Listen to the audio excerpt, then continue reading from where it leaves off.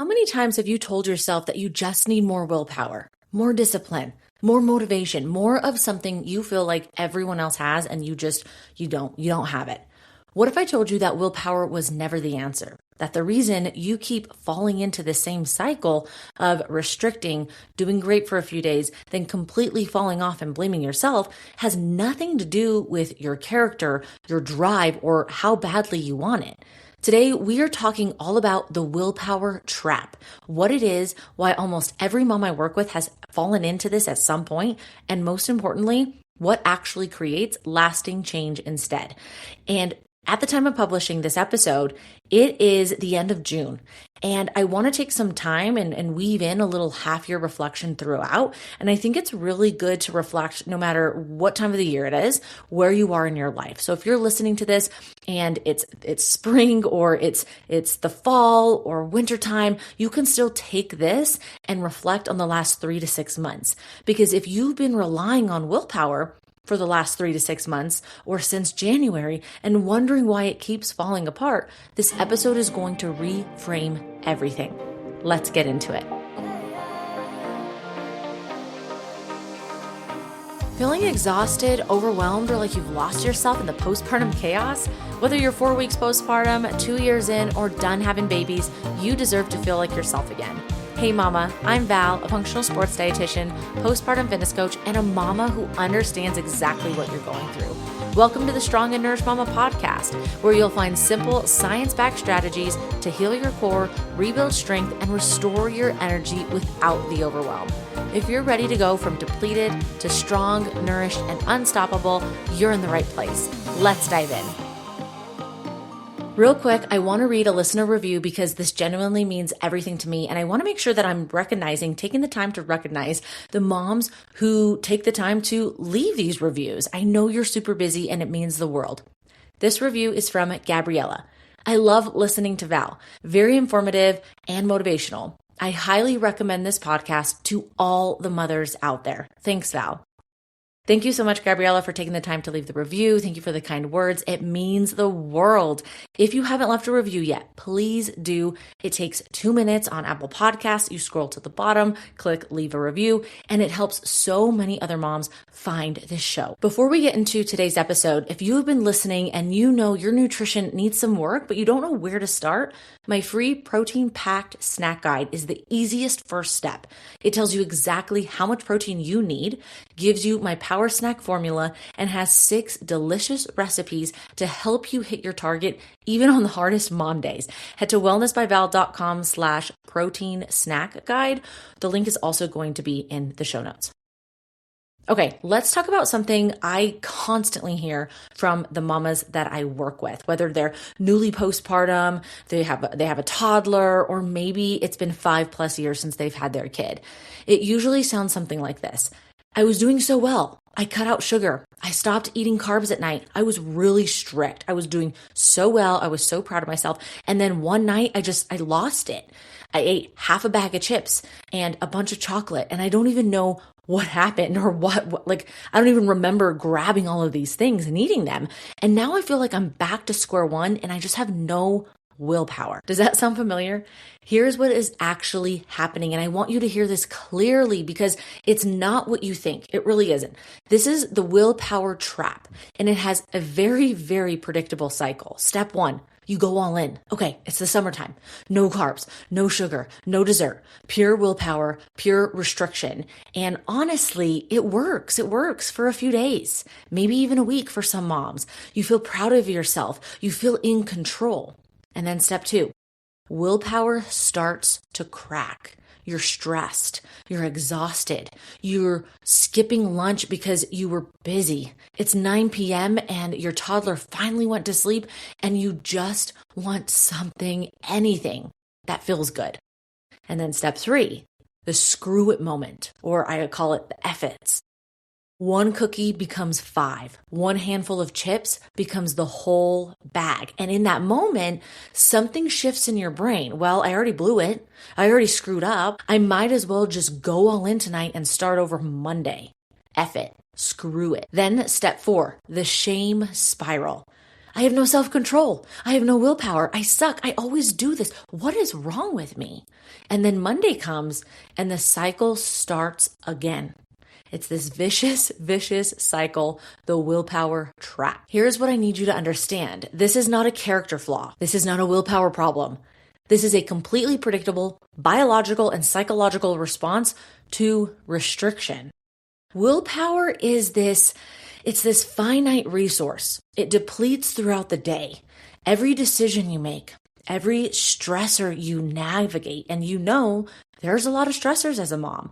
Every time you say no to something your body wants, it costs you something. And by 9 p.m., after a full day of motherhood, work, decision after decision, and then restriction on top of that, the tank is empty. It's never going to hold. It never was. The willpower trap isn't your fault. It's not. But now that you know what it is, you can really start to identify what you can work on and change with everything going on. And I can't wait to really dive into this with you. So let's talk about the reframe that I think most moms really have never heard of, because I want to be very clear about something. Willpower and discipline, they're not the same thing. They're totally different. We use them interchangeably sometimes, but they are completely different concepts, and confusing them and putting them together is keeping a lot of moms stuck. So what is willpower? Willpower is white knuckling. It's forcing, it's restricting, it's relying on motivation to carry you through. And we cannot rely on motivation. It is a monkey. It's going to change all the time. It's saying, I will not eat that through sheer mental force and hoping that force holds until tomorrow. And then the more you tell your brain, no, don't eat this, I can't have that. That's all your brain is thinking about. Now, discipline is structure. It's systems. It's guidelines you have built around your life so that the right choice is also the easy choice. A disciplined person isn't someone with more willpower. They are someone with better systems. They don't need to white knuckle because they've designed their environment and their habits so that the hard choice rarely even comes up. This is where James Clear's work in Atomic Habits becomes so powerful. If you haven't read that book, I've talked about it on the show before. It's an amazing book. I highly recommend it. He says, and this is one of my favorite quotes from him, you don't rise to the level of your goals, you fall into the level of your systems. Let's read that again. You don't rise to the level of your goals, you fall to the level of your systems. That means no amount of wanting it badly enough, no amount of motivation or willpower will consistently override a system that isn't set up to support you. Your goals are not the problem, your system is. So, for example, I've been wanting to cut down on alcohol. Not that I drink all of this alcohol, but I would have a bottle of wine in the house. And so I would pour a glass of wine here and there when I'm making dinner and over the weekends. And I decided, hey, you know what? For the month of June, I'm not going to keep anything in the house. And I'm only going to enjoy something if I really want it when I go out with my husband or family and friends when we're out doing something. And that system that I put in place, it really helped me because now instead of grabbing that glass of wine because it's sitting right there and I can see it, I'm grabbing sparkling water. I'm having herbal tea. So that system is really important. Now, BJ Fogg, who is a behavior analyst, he wrote Tiny Habits, also a really great book. He takes us even further. His research shows that small, consistent behaviors, small, so small, tiny behaviors anchored through existing habits beat massive willpower dependent overhauls every single time. You don't need a complete lifestyle transformation. You need tiny, strategic changes that fit into the life you already have. So if willpower is the problem, what's the solution? Okay, so let's talk about this shift. There are 3 things I want you to take away from today's episode: guidelines, curiosity, and systems. So let's go through each one. Guidelines over rules. We're going to dive into this first. Rules are black and white, yes and no. They have an on switch and an off switch. And the moment you flip to off, the screw it moment comes in. The F-its start to come. No carbs is a rule. The second you eat a piece of bread, the rule is broken. Might as well eat the whole damn loaf. Or then you feel like you're a bad person because you broke this rule. No sugar is a rule. The second you have a bite of your kid's birthday cake, the rule is broken. Might as well finish the slice or eat another one or the entire cake. Guidelines don't work that way. Guidelines are flexible. They have room for real life, which is what you need as a mom. We don't need rules. Here's what that looks like in practice. Instead of saying no carbs, say, I aim for fiber-rich carbs at every meal to keep my energy steady and support my gut health. Instead of no sugar, you can shift that to, I enjoy something sweet when I really want it. And when I eat it, I savor it. I taste it. I mindfully eat it and I enjoy it. And I move on without guilt. Instead of, I have to work out every single day, shifting that to, I move my body at least 3 times a week in a way that I actually enjoy. Can you hear the difference between the two? You probably can even feel the difference. Guidelines don't have an off switch. You can't break a guideline. You can only get more or less aligned with it. And tomorrow is always a fresh opportunity to come back. The next meal that you eat is always a fresh opportunity to come back instead of saying, hey, I'm going to wait until the next week. I'm going to wait until Monday. Now, what about curiosity over judgment? This is the second piece, or the second shift, is replacing that judgment with curiosity. And this one is harder than it sounds. It really is. And this takes practice because most of us have been trained to judge ourselves harshly the moment we slip up. But judgment keeps you stuck. Curiosity is going to move you forward. Here's what I mean. Instead of, oh God, I failed again. I have no willpower. What is wrong with me? I'm the worst. I suck. Try this. What happened? Was I too restrictive today? Did I skip lunch and let myself get too hungry? Was I stressed or exhausted? What was I actually feeling right before the screw it, the F it moment hit? That is a big one and something that I talk about with my clients all the time. What was I actually feeling right before the screw it moment hit? What happened? So this isn't making excuses, it's collecting data. And data is going to help you build a better system. Because here's the thing, if you notice that your screw it moment always happens at 9 p.m., like we collect the data, we audit it, we look at it and say, okay, most nights, most of the time this is happening, it's happening in the evening after a really hard day. That's information. That's data. That's helpful. That tells you something needs to change earlier in the day. Maybe you need a more satisfying dinner. Maybe you didn't eat enough earlier in the day because you skipped breakfast or you had just something small.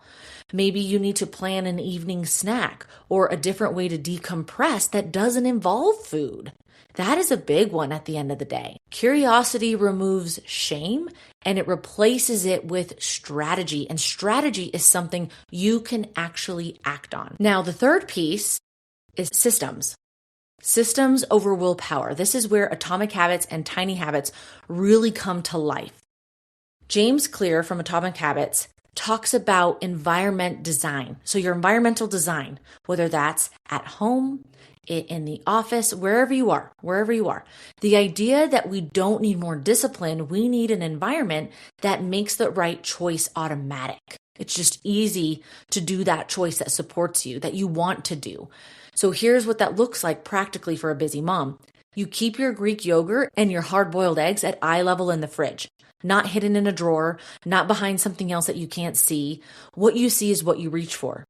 Maybe you have your protein shake ingredients ready on the counter, so grabbing them in the morning takes zero effort. If certain snack foods are a trigger at night, don't keep them at eye level. Put them on a higher shelf in the back of the cabinet, somewhere that requires actual effort to access. You're not restricting yourself. You're just removing the automatic reach. Lay out your workout clothes the night before. So remove the friction from the decision so your morning self doesn't have to negotiate with tired self, okay? Because that's tired self is probably going to win. So we want to make sure that we have that set up. And that's something that I do. So the night before, I'm making sure I have my gym bag ready, especially depending on the day. So on Mondays and Wednesdays, I go to the gym and I come back home since I'm working from home. Tuesdays, I go to the gym and go straight into the office. So that bag has to be totally different. I make sure that I have my creatine and my aminos. I have my banana, my headphones, the car keys. They're all right there together on the counter so I can just grab it and go at 5 a.m. Now, from BJ Fogg, we talk about habit stacking. So attaching new behaviors to existing ones so they happen automatically. You drink a protein shake or you eat a protein-rich breakfast with your coffee in the morning. You're already making coffee. You're already going to drink it. Just stack the protein with it. Take a 10-minute walk after school drop-off. You're already in the car. You're already out of the house. Park somewhere where there's shade and go do a quick walk with your kid. Prep your overnight oats while dinner is cooking. The kitchen is already messy. It's already a shit show. The time is already spent. You're there. Get the mason jars out. Put all the dry ingredients in. Boom. Take your supplements while you brush your teeth. So it's after a meal. You have food in your stomach. You're going to be good. After you brush your teeth, you get the water. Same time, same location every day. None of these require willpower. None of them. They require a small amount of upfront design, and then they just happen. And it's beautiful, and it's a system. That's discipline, and that's what actually lasts. That's what works. It's beautiful. Okay, so let's take a quick pause for a moment, because at the time of publishing this is the last episode of June. So we are officially halfway through 2026, which is nuts, and I think it's really worth acknowledging. So not as a report card, not as a reason to feel behind or guilty or like you should have done more the last 6 months, but as a genuine check-in, because reflection is how we grow. Again, wherever you are listening to this, you can still practice this reflection. It's still good. So I want to ask you a few questions that you can reflect on. You don't have to say the answer out loud. Maybe you write it down. Maybe you do say the answer out loud to yourself. Maybe you pause and think about it. Let it just sit with you. How have the first 6 months of this year felt for you? Nutritionally, physically, and mentally? Were you relying on willpower? If you were, did it hold? Did it fail? Did you spend January through June in the willpower trap, going all in, falling off, starting over, on repeat? And if you did, that's okay. That's okay. That's why we're reflecting, right? Because now you have a different framework. Now you know what to build instead. Here's your one action item for the second half of 2026 or the next 6 months, whenever you're listening to this. Pick one guideline, not a rule, a guideline that you want to carry into the rest of the year, into July and beyond. Just one. Maybe it's protein and fiber at breakfast. Maybe it's a walk 3 times a week. Maybe it's planning your week on Sunday so you're not starting from zero at 4 p.m. on a Wednesday. One guideline, one system, and it's going to be consistent, and it's going to beat trying to be perfect every single time. Now, let's bring this all together. Willpower is finite. And it's unreliable, just like motivation. And the fact that it keeps failing you, it's not a character flaw, it's biology. So stop blaming yourself for it. Now, discipline and willpower, two completely different things. Discipline is built through systems, guidelines, and environmental design, not through white knuckling and restriction. Guidelines are flexible and don't have an off switch. Curiosity replaces shame with a strategy, and systems make the right choice the easy choice. That's what we need. That's what we need as moms. So willpower barely has to show up at all. Now, your one action item, pick one guideline for the second half of the year or the next 6 months, write it down, put it where you can see it, build one small system around it, and come back to it every single time life gets chaotic, because we know life will get chaotic. That's motherhood. And you are building something that can handle it through all the different seasons of your life. Now, before I let you go, if today's episode resonated and you're ready to stop relying on willpower and finally build a system that actually works for your body, I have something for you. The Core Comeback Challenge is a 4-week progressive core program hosted in my app Playbook. That's an app that you can download right on your phone. You'll have it anywhere, wherever you go. It's 3 sessions a week, about 20 to 30 minutes each. Full body movements built around your core with breathing and bracing cues in every single exercise. It's self-paced, which means you start whenever you're ready. There's no fixed schedule, no pressure. And once you have it forever. So this is the system for your movement. No willpower required, just a plan that's already built for you, waiting whenever you're ready to start. The Core Comeback Challenge is going to live on my playbook permanently at $97. So whether you're listening to this the week it came out or a year from now, it's always there waiting for you. Head to wellnessbyval.com/core for all the details. The waitlist page will tell you everything you need to know. So if you're listening to this at the time of publishing this episode at the end of June, there's a couple weeks until we're going to start the program or until it launches. When you head to wellnessbyval.com/core, you're going to see what's inside, what each phase looks like, and exactly who it's built for. So I cannot wait to do this with you. I'm excited. These are going to be really, really great workouts to add into your routine or throughout your week. Thank you so much for being here today, Mama. Go build your system. Just one thing. I'll see you next week, and we're going to be heading into July with some really big things coming. Stay tuned. Hey Mama, I hope you loved today's episode. If you got something out of it or simply enjoyed listening, would you please take 30 seconds to share it with another mom who could use the support? And if you haven't yet, I would be so grateful if you could leave a quick review on Apple Podcasts, Spotify, or wherever you tune in. It truly means the world to me, and it helps the show reach more amazing moms like you. All right, time to go chase my toddler around. Stay strong and nourished, and I'll be back on Monday with another episode. Talk soon.